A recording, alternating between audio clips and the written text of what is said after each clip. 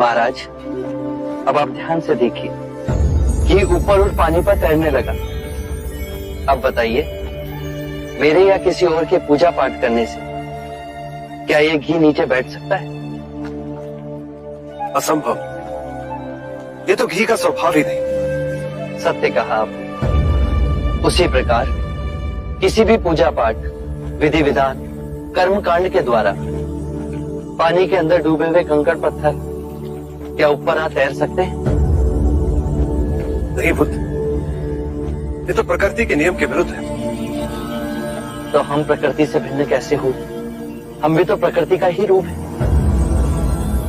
सत्य कहा बुद्ध। एक सत्य यह भी है राजन, यदि हमारे पूर्वजों ने अपने जीवन काल में कंकड़ पत्थर बोए, दुष्कर्म किए, तो वो स्वाभाविक ही कंकड़ पत्थर की तरह नीचे बैठ जाएंगे।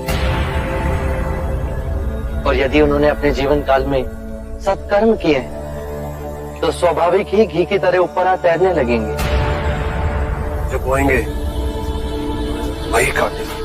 परंतु इस शरीर रूपी जीवन काल में ही नहीं, अपितु इस शरीर रूपी जीवन काल के पश्चात वाली यात्रा में भी हम जैसे कर्म करेंगे वैसा ही फल मिलेगा।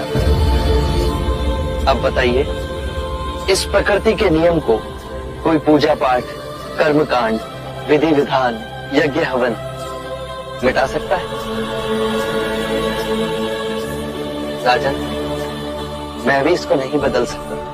केवल अच्छे कर्म ही मनुष्य की मुक्ति का द्वार खोलेंगे।